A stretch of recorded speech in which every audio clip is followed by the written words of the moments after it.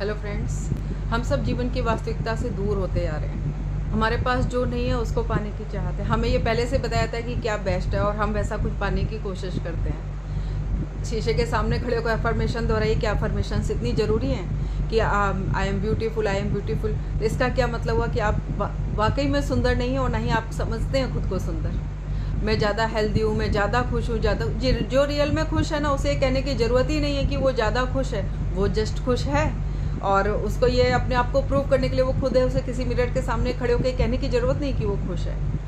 मैं ज़्यादा ड्यूटीफुल हूँ, मैं ज़्यादा अच्छे से अपना वर्क करता हूँ। ज़्यादा अच्छे से अपना वर्क करता है जो ड्यूटीफुल है, जो अचीव कर रहा है, उसे किसी को बताने की ज़रूरत नहीं है शीशे के सामने खड़े होकर कितने बार रिपीटेशन करने की, चैंटिंग करने की। नहीं, मैं बहुत कहते हैं ना, अपने काम में बहुत प्रोडक्टिव हूँ, मैं बहुत अच्छा वर्कर हूँ, या मैं बहुत अच्छा कंसंट्रेट करता हूँ अपने काम में। वो जस्ट कर रहा है, उसके पास टाइम ही नहीं है ये सब कहने का या सोचने का कि वो कर रहा है या नहीं कर रहा है, क्योंकि उसको अपने गोल्स पता है, उनको पाने के लिए वो मेहनत कर रहा है।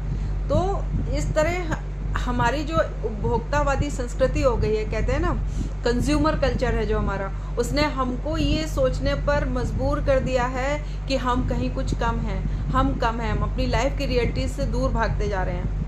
और हम जैसे भी हैं हम बहुत खूबसूरत है। हर इंसान को परमात्मा ने बनाया है, तो हर इंसान अपने आप में खूबसूरत है। जो जैसा है वैसा है। हमारी जो आँख, नाक, कान, मुंह जहाँ पर है वहाँ से हम हट तो नहीं जाएंगे ना, दूसरी जगह नहीं आ जाएंगे। हमको बस इतना करना होता है कि अपनी हेल्थ की गुड केयर करनी है और अपने आप को हैप्पी रखना है। हैप्पी रखने पर भी बहुत ज़्यादा जोर है। जैसे हम कहते हैं ना, नहीं खुश रहिए, खुश रहिए। खुश आप सिचुएशन के हिसाब से रहेंगे ना, हर वक्त हर समय कोई खुश नहीं रह सकता। हर किसी की लाइफ में अप्स और डाउन्स होते हैं। तो अगर हम हमेशा खुश ही रहेंगे, जिन गलत बातों पर हमें रिएक्ट करना चाहिए वहाँ हम रिएक्ट नहीं करेंगे, तो हमारे साथ क्या होगा? हमें लोग सीरियसली नहीं लेंगे, हमें लोग कमतर समझेंगे। तो हमें ये प्ले ग्राउंड है, हम यहाँ एक अपनी लाइफ के रंगमंच पर एक किरदार हैं। तो हमें वो अपने जो किरदार हैं वो अच्छी तरह से पूरी एफिशिएंसी से प्ले करने हैं। तो बजाय इस चीज़ में टाइम पास करने के कि ऐसा करेंगे करेंगे और हो जाएगा, इस तरह की स्टोरीज़ होती हैं, इस तरह के एडवर्टाइजिंग ने हमको एकदम कर रखा है ना कि उन्होंने हमें कहती है दुनिया दिखाई हुई है कि आप बहुत जब आप बहुत सक्सेसफुल हैं तभी आप खुश हैं। और सेल्फ इम्प्रूवमेंट और सक्सेसफुल, ये सच बात है। सेल्फ इम्प्रूवमेंट से सक्सेस आती है, यानी खुद को जब अपने अंदर आप सुधार लाते हैं तो आपको सफलता मिलती है। आप कई मायनों में अपने अंदर सुधार लाते हैं, लेकिन इसका ये मतलब नहीं है कि अपने आप को आप कमतर फील करें तब सुधारना है। आप जहाँ हैं, जैसे हैं, बहुत अच्छे हैं, बस आप उसमें और आगे बढ़िए, अपने आप में और सुधार लाइए, जीवन की वास्तविकताओं को समझिए, है ना। लाइफ में प्यार है, पैसा है, वो सब कुछ ज़रूरी है, लेकिन सबसे ज़्यादा लाइफ में क्या ज़रूरी है? सबसे ज़्यादा लाइफ में ज़रूरी है अपने आप को एक्सेप्ट करना, अपने आप के साथ खुश रहना और अपने आप को समझना और अपनी बॉन्डिंग्स को समझते हो, यानी हमारी में क्या अच्छाइयाँ हैं, हमारे अंदर क्या कमियाँ हैं, क्या खामियाँ हैं, क्या खूबियाँ हैं। खूबियों को इन्हेंस कीजिए, बढ़ाइए और कमियों पर वर्क कीजिए। लेकिन इसी दुनिया में रहते हुए, इसी वास्तविकता की दुनिया में रहते हुए, इस दुनिया से दूर जाकर नहीं, अपने पर भरोसा रखिए, क्योंकि उन्हीं पर एक भरोसा रखकर आप अपने लाइफ में आगे बढ़ सकते हैं। क्योंकि परमात्मा है जो हमें सच्चा प्यार करते हैं और हमें हर तरह से हमें दुखी नहीं देख सकते, हमारी आगे बढ़ने में सहायता करते हैं। तो राजा ओशो लिटरेचर में उनकी एक स्पीच है, उसमें राजा भृतहरि की कहानी उन्होंने सुनाई हुई है और उसमें उन्होंने जीवन की वास्तविकता को कितनी अच्छी तरह से समझाया हुआ है कि हम किस तरह से जीवन में, कहते हैं ना, एक माया जाल में फंसे रहते हैं, क्या पाते हैं अपनी लाइफ में। एक पुराने ज़माने में राजा थे भृतहरि, वो कभी भी थे और उनकी जो पत्नी थी, रानी थी, उनकी अत्यंत रूपवती थी। तो उन्होंने अपनी पत्नी से वो बहुत प्रेम करते थे। तो स्त्री के बिना जीवन में कितना सूनापन है, इसके लिए उन्होंने श्रृंगार शतक की रचना की थी, श्रृंगार शतक लिखा था। श्रृंगार शतक में उन्होंने श्रृंगार के ऊपर 100 श्लोक लिखे थे। तो उन्हीं के राज्य में एक ब्राह्मण रहा करता था और वो बिना किसी स्वार्थ के देवता की पूजा किया करता था। तो देवता उसके ऊपर खुश हो गए और उन्होंने उसको एक फल दिया प्रकट होकर उसके सामने कि ये फल तुम अगर इसे ग्रहण करोगे, खाओगे, तो तुम अपने जीवन में सदा युवा रहोगे, तुम्हारी लंबी उम्र होगी। ब्राह्मण ने सोचा कि मैं तो वैसे भी भिक्षा मांग कर अपना जीवन बिताता हूँ, मुझे लंबे समय तक जीकर क्या करना है। ऐसा करता हूँ, मैं ये फल राजा को दे देता हूँ और राजा हमारा बहुत अच्छा है, ये फल राजा खाएगा तो वो लंबे समय तक जिएगा, तो इससे प्रजा का भला होगा।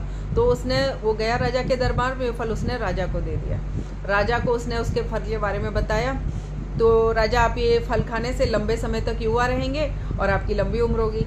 तो राजा बहुत प्रसन्न हुआ। फल जाकर उसने सोचा मुझे क्या लंबे समय तक युवा रह के करना है, मैं अपनी पत्नी को, अपनी रानी को बहुत प्यार करता हूँ, ये फल मैं रानी को दे देता हूँ, जिससे वो लंबे समय तक युवा रहेगी तो मुझे, और लंबी उम्र जिएगी तो मुझे उसका वियोग नहीं सहना पड़ेगा और मैं उसके प्रेम में ज़्यादा अपना जीवन अच्छे से गुजार पाऊँगा उसके प्रेम के साथ में। और उन्होंने जो है अपनी पत्नी की रानी को बुलाया, फल की महिमा बताई और अपनी रानी को फल दे दिया।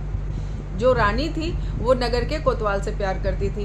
नगर का कोतवाल बहुत हैंडसम सा और सुदर्शन सा व्यक्ति था और बहुत अच्छे नेचर का था। रानी उसे बहुत प्रेम करती थी, देखने में बहुत हैंडसम था। तो उसने नगर के कोतवाल को बुलाया। उसने कहा ये फल मैं खा के क्या करूँगी। उसने सोचा कि अगर नगर कोतवाल ज़्यादा समय तक युवा रहेगा तो मेरी ज़्यादा समय तक सेवा करेगा और मैं उससे अपने सारे कार्य करवाती रहूँगी। तो उसने वो फल नगर कोतवाल को दे दिया। नगर कोतवाल ने सोचा मैं तो रानी से प्रेम नहीं करता हूँ और रानी के बस धन दौलत के लिए रानी के साथ प्रेम का नाटक मुझे करना पड़ता है। सच में तो मैं प्रेम करता हूँ राज्य की जो नर्तकी है उसके साथ में, और वो मेरी अच्छी मित्र भी है, और अगर वो फल खा के ज़्यादा समय तक युवा रहेगी तो ज़्यादा समय तक मनोरंजन करेगी, इससे सभी को लाभ होगा। और उसने वो फल जाकर राज्य की नर्तकी को दे दिया। तो जो राज्य की नर्तकी को उसके फल के बारे में बता दिया उसने। तो जो राज्य की नर्तकी थी उसने सोचा कि मैं ये पाप भरा लंबा जीवन जी के क्या करूँगी, और वैसे ही ये जीवन जीना मतलब मुझे दुखी करता है, तो मैं ऐसा करती हूँ ये फल अपने राजा को दे देती हूँ ताकि वो राजा हमारा बहुत भला आदमी है, तो वो ताकि वो लंबे समय तक प्रजा की सेवा करे और प्रजा भी प्रसन्न रहेगी, उससे इतने सारे लोगों का भला होगा।